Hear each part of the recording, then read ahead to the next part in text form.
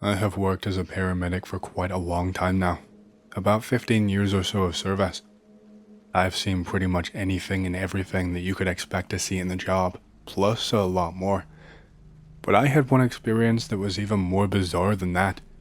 To this day, I still could not give you a proper explanation.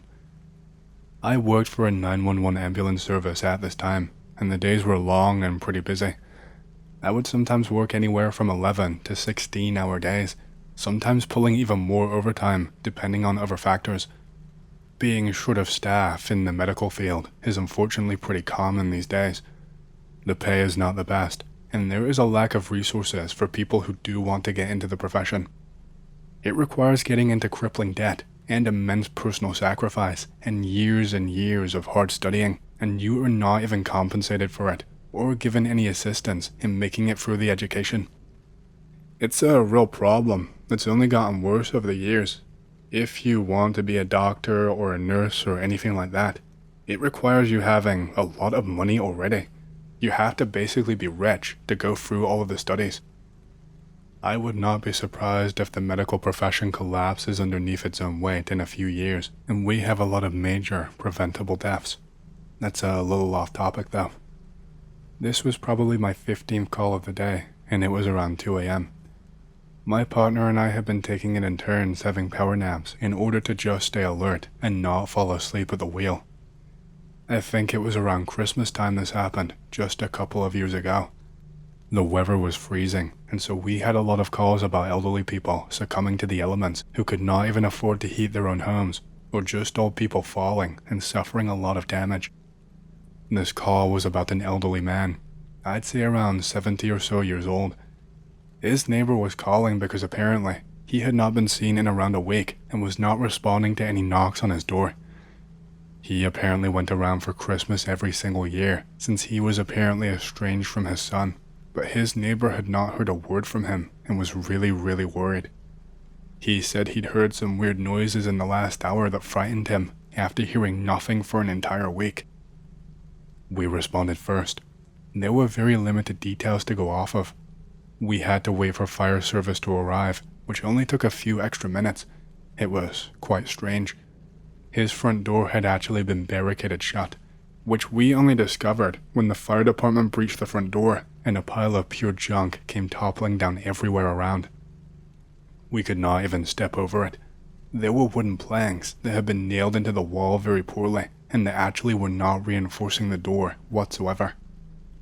They told us after the fact that it looked like a lot of chains and bolts had been installed recently. They were of poor quality, but did work. They had to put the window through. There was no time to even scale the pile of junk. There were chairs and tables all stacked up, with things like those small 5-kilogram dumbbells stacked on top for extra weight. It looked like it was just whatever was lying around. The man was not in his living room. The place was a bit of a mess. There were bowls and plates stacked high that still had remnants of old food. It was all rotting by now, and there were bugs crawling through what was left. There were a couple of big stains all over the cream carpet. It looked like vomit and something else. One of the stains was really dark. The smell was horrible. So, we are going through the entire place shouting for this man, asking him if he is okay, until we get to the upstairs. We see that there is a keyhole for his bathroom that is locked, and we have to have it knocked down. We of course knocked and asked the man to open up, and then told him to step back when he did not respond. The door was also chained and bolted shut. There were tools just left lying around on the bathroom floor. The smell in there was just as bad as outside. The old man had vomited everywhere and just not cleaned it up. It was really lucky that we have gloves and masks and other PPE so that we did not have to deal with it firsthand. It was an older house and had one of those old antique-style bathtubs that are pretty big and not connected to the wall. The man was inside of it, just laying down. I could barely even see his head peeking above the water. The water was stale and was an orange kind of color. We had no idea how long he had just been sitting there in his own filth, but judging by how wrinkled his skin was, it seemed like it had to have been at least a day or so. The man was messed up really badly. He had cuts and bruises all over his body, mainly near his wrists and arms. It looked like he had taken something sharp and made incisions, but in other places, it looked almost as if he had just bitten himself multiple times. He had a bunch of open wounds where he had ripped off the top layer of skin. One down near his wrist looked really infected.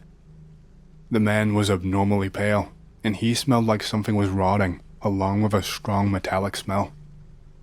When my partner and I tried to grab his attention, he all of a sudden shot awake and was panicking really hard. It was almost impossible to calm him down and get him to answer some questions. He was splashing back and forth in the water and was just making mumbling sounds. I tried to ask him for his name, and he could not say it. He could not even look at me. We were under the impression that he had maybe tried to take his own life in the bathtub. That's the only conclusion that we could come to from all of the marks and the fact that he had barricaded his entire home. Because of all of this, we legally had the right to take him to the hospital, since he was in no fit mental state to look after himself or refuse our care. He had no history of mental health problems on record, and he was not in any ill health as far as we knew. We tried to stand him up, but he wouldn't. He seemed like he was in a daze, like he didn't even really know where he was. When we tried to stand him up, his legs turned to jelly, and he fell back down into the water. He was screaming, but it sounded like he was doing it with his mouth closed. After a few minutes, he was able to form words, but he would not even really engage in a conversation with us or comply. He kept shouting at us to leave him there, that he refused to go to the hospital. He was really insistent on this. He kept saying that he needed to just be left there, that his house needed to be sealed back up, that it was best for everyone if he just died. It was honestly really heartbreaking to hear. We took it as him being suicidal and feeling like his life was not worth anything anymore. He fought us the whole time, kicking his legs at us and cursing at us. When we were able to finally stand him up and get a towel around him, his demeanor changed. He still seemed dazed, almost drunk, but he started screaming at the top of his lungs. He kept telling us he could see things that very clearly were not there. Like, when he was being carried down the stairs, he told us that there was a 6-foot-tall man standing in the corner by the door, that he was all black and made of shadow. He said that he was sent to judge him, that the man made of shadow was going to judge his soul. He told us to put him back in his tub, otherwise the shadow man would use him, is what he said. After we carried him out of the back, he told us he could see the devil himself in the back of a car that was parked up. It was just his neighbor's car, and it was completely empty. He screamed and begged.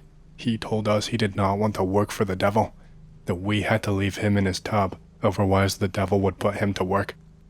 He had very clearly lost his mind. Not much happened after that. We restrained him in the ambulance and checked on his vitals. After that, he was handed over to urgent care, and they would nurse him back to health. After that, I guess he'd be put into a psychiatric institution or a care home for older people with cognitive issues. He was a danger to himself. They would probably contact his son and ask for his consent on what to do with him. It was a sad sight, and all too common, if I'm being honest. But it left my mind completely after that. I thought that would be it. Sure, what he did and the things he said were weird, but I thought that would be all. Fast forward a couple of days, I am back in the hospital because of another emergency. I had a few minutes of downtime, and so I thought I would check in on the man. I felt bad since he had no family at all, and thought it might be comforting for someone to check in on him, or for him to see a familiar face, even if it wasn't that familiar. The man was not there. I asked the nurse, and she confirmed this. I asked if he had been moved to a different facility already. She told me no. She told me he was gone. I actually felt my stomach drop. What do you mean, gone? Apparently, he had managed to flee in the middle of the night, that he unplugged himself from his machine and ripped out his IV drip and just walked out while the nurse was on break. There was no way he could have known that the coast would be clear. It was just blind luck. He was on so many sedatives that there was no way he would have been able to just get up and walk outside like that on his own.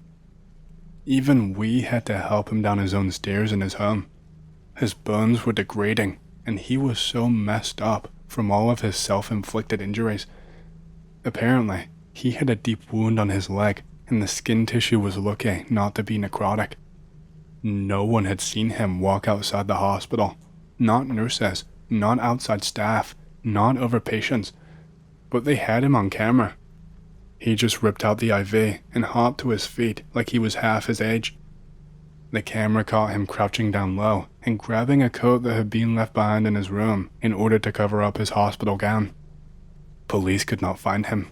He had not gone back to his home. Where he was anyone's guess, really. Hearing this really shocked me.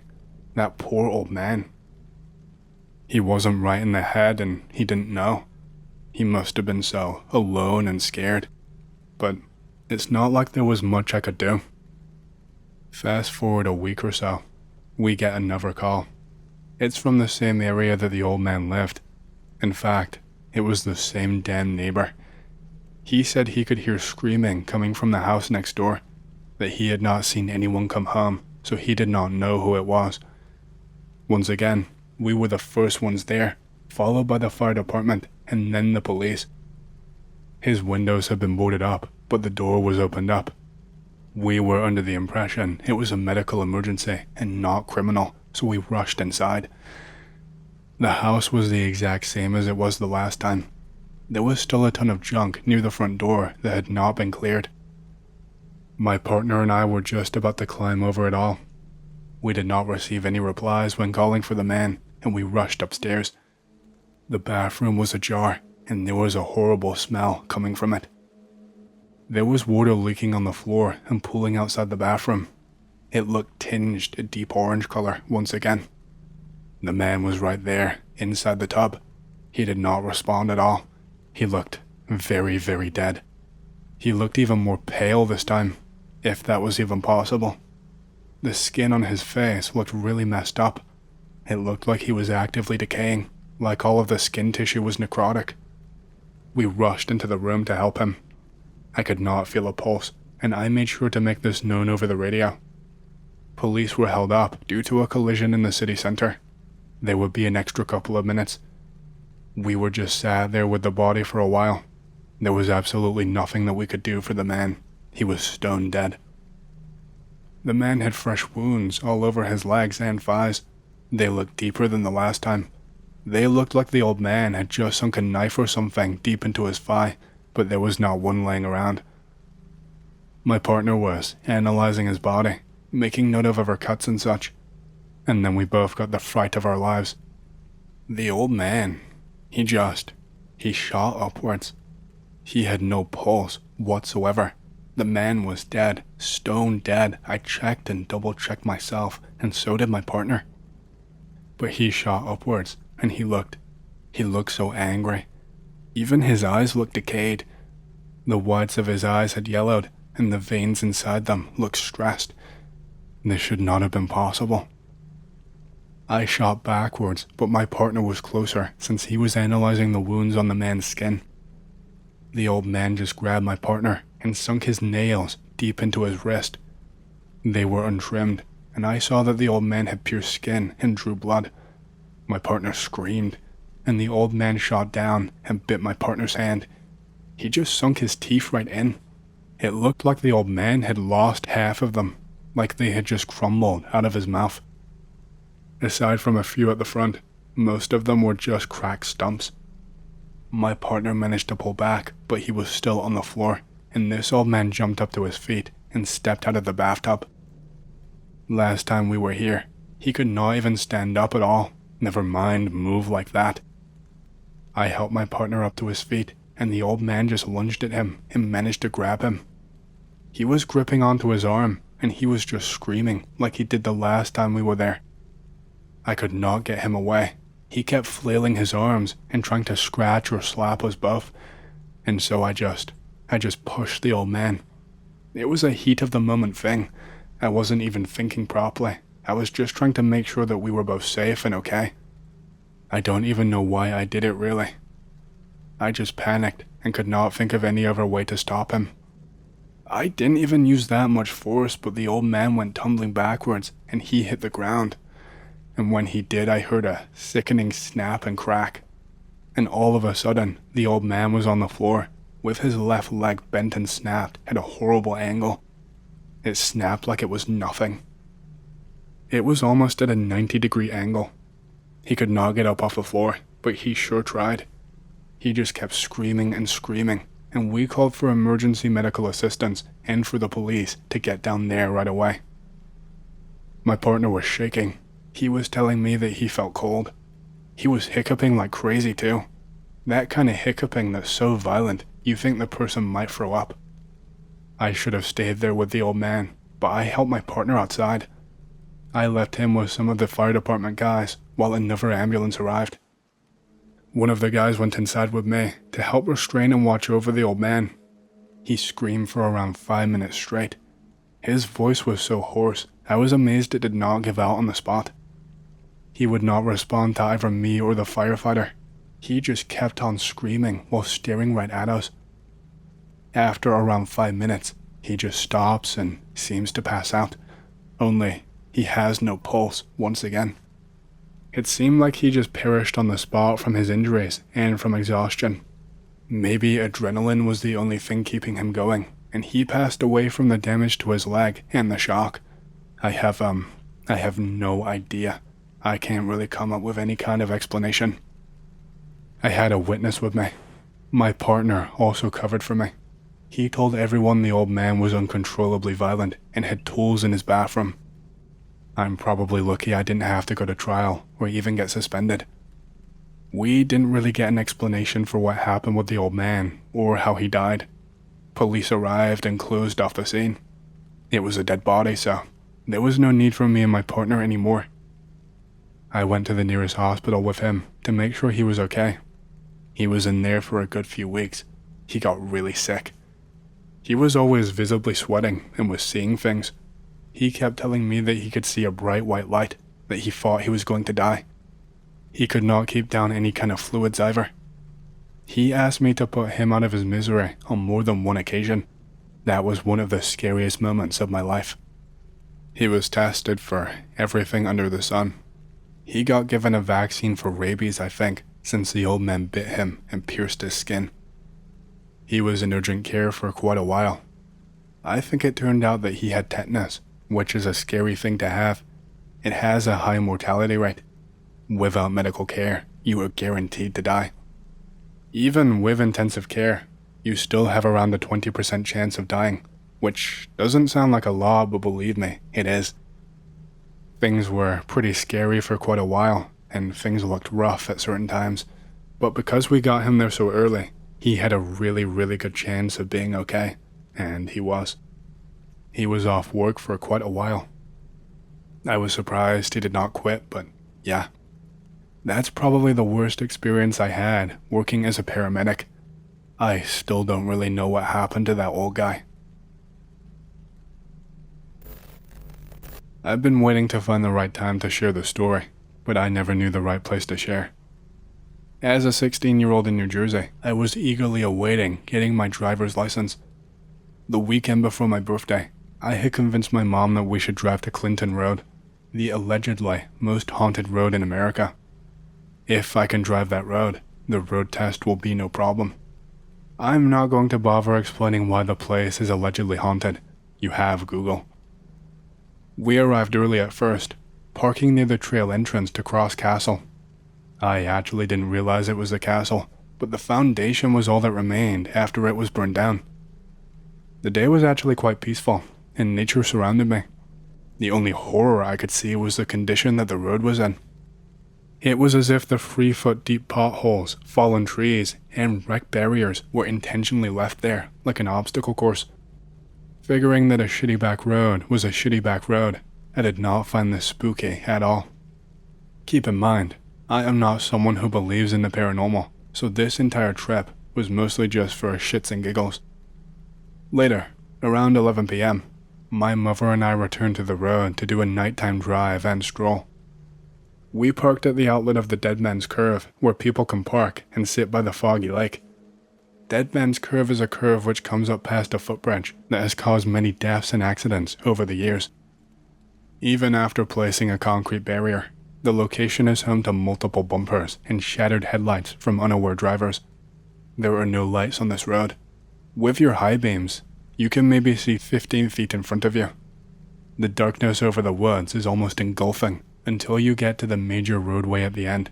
Fun fact and important to remember, this is the longest red light in the state. This place is a textbook horror movie location.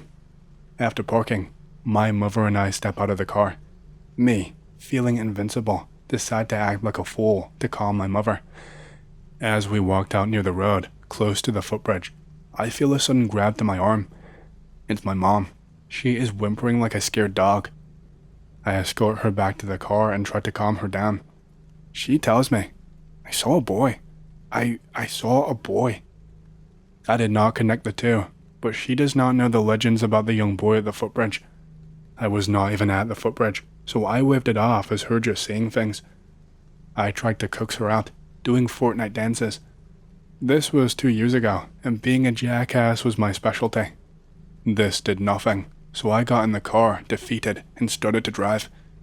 As soon as we pulled onto the road, 2 cars came right behind me. One looked like a muscle car of sorts, another being a rather old-looking truck. I was shocked, as the way they had come would have guaranteed I saw them before they were right behind me. How did I not see the light in the distance? I should have been able to see them, but I didn't. These cars, which in hindsight matched the cars that the legends say are known to haunt the road, were hard to make out. The light reflecting from the high beams they were flashing blinded my poor mother, who was no longer calming down. I was irritated more than anything, figuring some locals just didn't like the road being roamed late by YouTubers. As I kept driving, I realized they were on my ass, like literally 2 inches away from my rear bumper was the truck. I was going 30 down this winding and horribly kept road, trying not to mistake the dirt surface trails to the reservoir as the road. Pretty soon, keep in mind this road is barely a 2-lane road, the muscle car was trying to pass. It wasn't even going faster than me. It would match my speed, which got close to 50, and then start to merge. I would then accelerate to avoid being hit. My mother was practically comatose at this point. Her chest was pounding, and I was worried she was having one of my family's genetic heart attacks. After a while of these 2 cars harassing me, I had some thoughts that I was about to have a real-life deliverance situation. These locals are assholes, I kept saying, trying to stop my mom from panicking. That didn't really do much, besides get me a flurry of sputtering noises. At the end of the road, there were a few streets with residential homes there. I figured if these pricks would not let up, I would just hide in the street and let them pass. I saw the light near the major highway turn red as I approached, and I was not going to wait at the light with these assholes behind me. So I channeled my inner Forza Horizon 2 experience and nearly killed us. I am not even sure how we did not crash, but I drifted into the street like a pro. Stopping to catch my breath, my mom was pale and had her hands covering her tear-soaked face. She just wanted to go to the hotel nearby and sleep off whatever the hell just happened. I turned out of the road, practiced for the road test after all, and headed back onto the road. Yes, I am that white guy in a horror movie. To my surprise, nobody was at the light. The 2 cars must have been going 50 miles per hour, and they did not show any signs of stopping when I drifted into the side street. The only possible explanation is that they flew into the highway, but that would not have ended well. Instead, they were just gone. I did not know what to think. That red light is something like 5 minutes.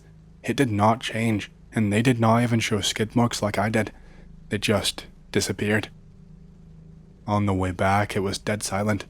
Not anything from the radio, which was mostly static, apart from some random NYC channels I picked up. Even outside, when I rolled down the windows, I heard nothing. No crickets or birds. It was like when there was predators around, and nature turned silent. The only thing which I saw that horrified me were mangled raccoons. At first, I figured it was roadkill, but this roadkill was off, extremely off. All of these raccoons had their intestines pulled out of them. I did not see them when I drove down the road, and I figured maybe the two assholes were why I did not see them.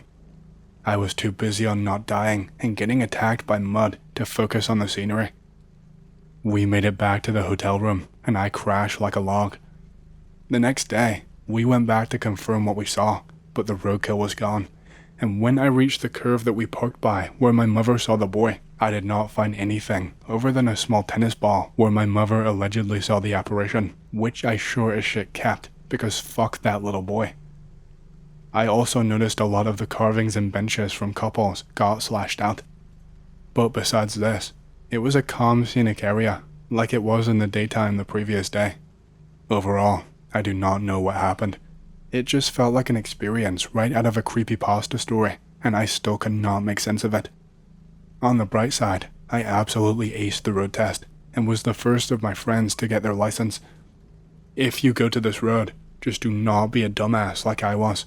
If you do, be respectful, and do not dance at the bridge boy. Me and a few buddies of mine decided to go camping. Now, a bit of background info on this shithole that we went to. It looks the exact same no matter where you go. So, being the dumbasses that we are, we went hiking around 8 PM, when it was getting dark. There were a few folk tales about glowing lights off the trails. Those are completely true. We were all a bit drunk, and decided to follow the pretty glowing lights. We followed them for a good half-mile off the trail. It led us to a burnt tree with a noose hanging off of it. It took us about 6 hours to find our way back to camp. The worst part was that when we got back to our tents, someone decided to just cut them up. We drove out that night. Now, because we are really, really dumb, we decided it would be great to go back. Fun times for all and whatnot. So, after getting there, we decided on a day hike, so there were no lights leading us astray to some messed up spot. So we're gone for about an hour tops before we get hungry, and we decide to grill and whatnot on an open fire. We get back to the camp, and lo and fucking behold, the tents are all torn up again. This time, we are sober, and really, really pissed off. We check for tracks around the campsite. There are only hours around. So we decide, screw this, we are gonna catch the son of a bitch. We get in the car and drive off looking. So, a bit more background info on the Pine Barrens. There are no deer. It's sand and pine. You get some small mammals. So imagine our fucking surprise when we spy off to the side of the trail what looks like a damn horse. Now, if you know the most common myth from that area, you are thinking it's the Jersey Devil. You will be correct. This fucking horse monster type thing decides to charge the car. We drive the hell out of there. We are planning the third adventure down there. The theory is it's too cold for anything to be down there, so I'm hoping my new tent will not be ripped to shreds this time. This happened to me when I was living in New Jersey. My buddies and I all decided to check out Clinton Road. It's supposed to be super haunted or something. We get there and drive down a long, spooky road. The only thing that happened was that we all lost service right at the start, and as soon as we started driving down the road, Siri told us to make a U-turn here. Fast forward a month or two. We decided to go down the road again because late night spooks and all of that kind of stuff. This time, something actually shows up. We are driving down the road when one of us catches something outside of the car. The car pulls to a stop, and we all whip our flashlights over to where the thing was. This light-absorbing, hulking figure is just barely in the woods, all hunched over. It looked like some kind of huge human that was dragging its arms and torso on the ground. It had these red reflective eyes that locked onto us. And finally, the thing had horns or something, like a six-rack. We start driving away in silence, and it seems to just slide to follow us without movement. We are collectively, internally losing our shit at this point. The driver ends up making a turn, and the thing disappears from view. The driver shouts out, "Oh fuck." He suddenly loses his cool completely and whips it down the road, almost killing us like 10 times until we're in the clear and out of the spooky woods. Apparently, He heard a girl whisper in his ear or something. Fast forward again until the wintertime. I am alone in my dorm room playing video games on my laptop and on my TV. Christmas lights are hanging, so it was probably Christmas, or I was lazy.